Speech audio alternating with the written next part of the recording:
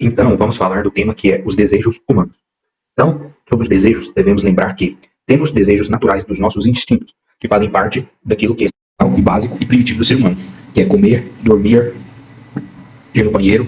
Então, os desejos podem ser puros, impuros e neutro, certo? Nós vamos distinguir esses três tipos de desejo.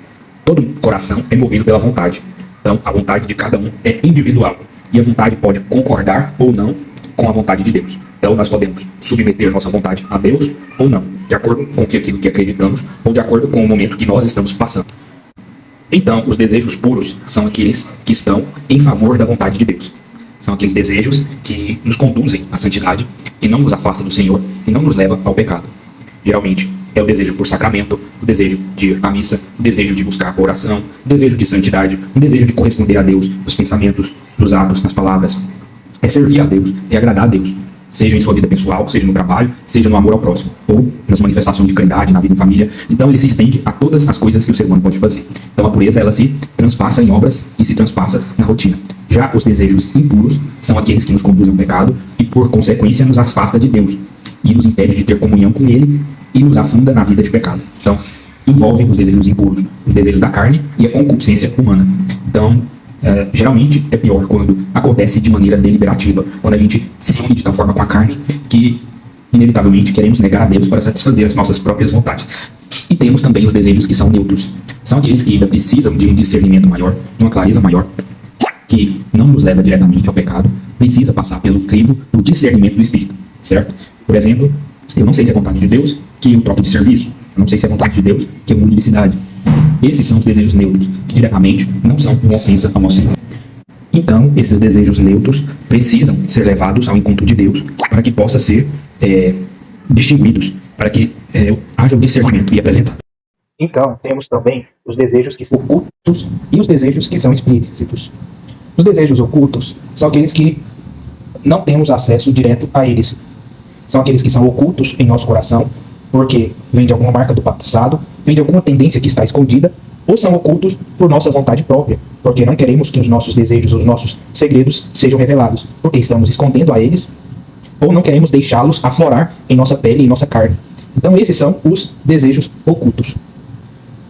Parte dos desejos ocultos são tidos como ocultos para própria proteção, para evitar da inveja, para evitar o olho gordo, para evitar mal olhado. Então, é uma forma também de nos proteger, nós ocultarmos algum dom, algum segredo, algum desejo. Então, o espírito, ele tem o papel de mover a vontade. Então, o desejo está muito ligado com o espírito. Então, quem dá a direção muitas vezes é o espírito. Se a pessoa está no Espírito Santo, ela vai conduzir aquela alma para ter desejo por coisas puras, por coisas santas. E por consequência, essa pessoa vai se afastar de tudo aquilo que é mal, tudo aquilo que é impuro aos olhos de Deus. Então agora, quem é movido pelo Espírito do mundo, essa pessoa automaticamente vai se afastar das coisas de Deus e vai dedicar o seu coração e os seus desejos a tudo aquilo que é impuro. Então nós temos o papel determinante de escolher qual espírito nós desejamos seguir. O desejo que a gente tem no coração é como se fosse uma semente, mas essa semente, para germinar ou florescer, depende do solo, que é o nosso coração. Então o desejo, ele é modificado de acordo com o nosso coração. Então ele pode se tornar algo mais perigoso, mais grave, ou pode se tornar algo mais brando e mais doce ou menos tenebroso, de acordo com o grau de pureza do nosso coração. Geralmente as pessoas puras, quando passam por um desejo carnal, tendem a ter uma melhor reação e fugir do pecado. Então o desejo não atrapalha a comunhão com Deus. Também depende da água, que é a graça. Então a água também é fundamental para o florescimento ou não desse desejo. E também tem a água do pecado, que é a água suja, contaminada, que faz esse desejo funcionar como um fogo, certo? Pois vai fazer com que aumente mais o desejo e potencialize o pecado. Então, o desejo pode frutificar tanto para o bem quanto para o mal, a depender do coração, a depender do nível de comunhão com a graça ou nível de comunhão com o pecado, certo? Então, a progressão do desejo ele depende de duas coisas, que é o coração, que é o solo onde ele é plantado, e depois pela graça, se é infundida com o pecado ou pela graça de Deus.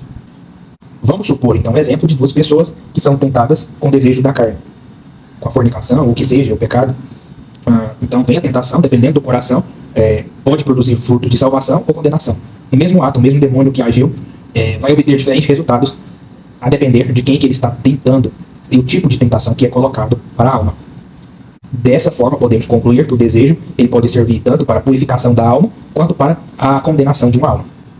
Santo Agostinho destaca a relação do amor e o objeto amado, aquilo que a alma deseja. Então, o desejo vai aonde a alma se inclina, que é para aquilo que ela ama. A alma que ama o pecado vai sempre estar se inclinando o seu desejo para o pecado. E a alma que ama a Deus vai sempre estar dedicando o seu desejo, o seu amor a Deus. Dessa forma, podemos concluir que a alma que ama a Deus, ela vai estar, independente da situação, buscando oportunidades para amar o Senhor e vai crescendo de degrau em degrau seu desejo e a sua vontade para se alinhar com Deus, para receber dele todas as graças que é possível e purificar os seus desejos como uma bela forma de assim deixar o seu coração livre para Deus. A alma vai se desposando de tudo aquilo que atrapalha a sua comunhão e o seu desejo por Deus. Então ele vai parando automaticamente de desejar as coisas do mundo, tendo assim um coração liberto para o Senhor. A vontade, ela é movida pelo bem que se apresenta como desejável. Então aquela alma que tem sede por Deus vai estar sempre buscando a Eucaristia, vai estar sempre buscando oração, vai estar sempre buscando a confissão, os sacramentos, a comunhão matrimonial, vai estar buscando por cuidar dos seus filhos, vai estar sempre buscando por exercer bem sua vocação, vai sempre estar buscando por méritos no trabalho, na sua vocação como mãe, como pai. Então todas as coisas se tornam organizadas para estar de acordo com a vontade de Deus, certo? Temos a parábola do barco e o vento, onde o coração é um barquinho e o desejo é o vento que sopra. O lema desse barco é a vontade. E se o piloto for o Espírito Santo, mesmo que se os ventos sejam contrários, ou seja, mesmo que o desejo pareça contrário, seja desejos carnais, ainda assim essa barca vai chegar ao destino que é o céu, que é Deus, porque nosso coração estava fincado ao desejo maior de santidade e confiou no Espírito Santo, certo? Se o desejo for mais pelo mundo, pelas coisas do mundo, o barco vai acabar entrando em deriva e vai se perder. E vai entrar em lugar mais perigoso, onde o desejo e a tentação é maior por causa do pecado. Outra comparação importante e legal em relação ao desejo é que o desejo é uma chama. E o Espírito Santo é o combustível, que é o óleo da graça, que vai levar esse desejo a se arder por santidade. Já o Espírito do mundo vai colocar petróleo enegrecido, que é um combustível sujo, que vai gerar muita fuligem, muita fumaça e vai deixar a alma toda destruída e danificada pelo pecado. Aqui nós temos 3 exemplos de tipos de desejo, que é buscar primeiro o reino dos céus, um desejo puro, o impuro, aquele desejo das tentações e da concupiscência da carne, e o desejo neutro, que é a oração de Cristo, se possível não se faça a minha vontade, mas a tua. Então se houvesse outra forma de fugir ou de exercer a salvação sem o santo sacrifício. Jesus expressou sua vontade, mas não deixou de respeitar a vontade do Pai, certo? E existem desejos que são situacionais e dependem muito do objetivo ou aquilo que o coração está fincado. Vamos supor um exemplo de trabalho. Um homem trabalha para prosperar e cuidar da sua família, é um desejo puro. Mas se ele faz isso por vaidade, por questão de avareza, de acumular bens capitais para si próprio, é algo impuro. E pode ser neutro quando ainda não se sabe o real motivo por trás daquilo. Podemos também dizer se os desejos são ordenados ou desordenados, dependendo do propósito. O que são desejos ordenados? Em que prevalece o mundo espiritual. Certo? O prazer, a busca está maior em Deus, mas ainda assim o corpo, a pessoa ainda exerce aqueles instintos básicos como comer, dormir, repousar, usa o repouso para descansar, usa a fome para se alimentar. Então está tudo dentro da ordem, certo? O dormir não é uma preguiça e tudo mais, certo? Podemos dizer que há uma luta dentro de nós entre o Espírito Santo e o Espírito do mundo para ter controle sobre nossas vidas. Se nós vamos seguir os nossos instintos ou vamos seguir a vontade de Deus em unir-se em espírito. Podemos dizer que o desejo é como uma matéria-prima, mas o que dá a forma a essa matéria-prima e esculpe ela é a vontade. Deus vai respeitar o livre-arbítrio, mas também vai oferecer a graça para poder orientar o nosso coração. Então Deus está sempre nos apoiando para que possamos fazer as melhores escolhas, se nós escolhemos depender da sua graça ou ao menos escutá-la, para que o nosso coração não se condene e que a matéria-prima não nos falte para aquilo que Ele deseja em nossas vidas. O homem não tem total discernimento das coisas, por isso ele tem que estar escutando o Espírito para ter conhecimento, para ter discernimento, coisas que são necessárias para se tomar boas decisões sem incorrer no peso da culpa, porque o erro leva à culpa e a culpa vai remoer o ser humano, certo?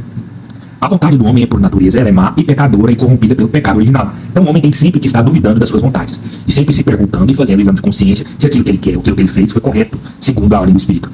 Se o desejo é um problema para o homem, por que Deus não tira os desejos do homem?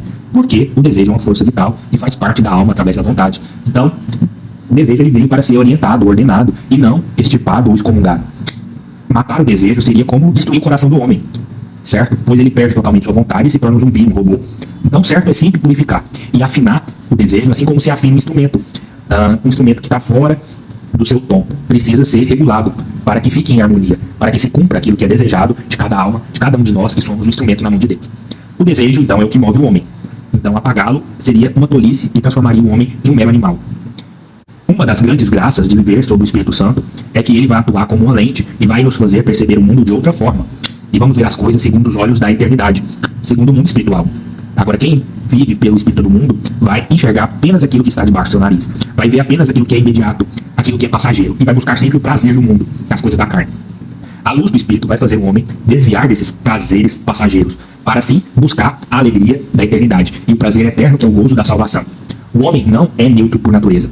Mesmo que se o seu desejo for neutro, cedo ou tarde ele vai ter que escolher e vai corromper o seu desejo. Pois, se ele não buscar a vontade e a orientação divina para a sua vida.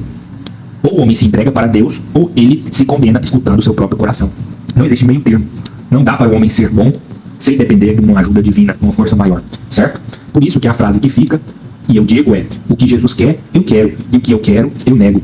É preciso ter esse discernimento no coração para poder ter um bom crescimento, uma boa evolução e alcançar a santidade.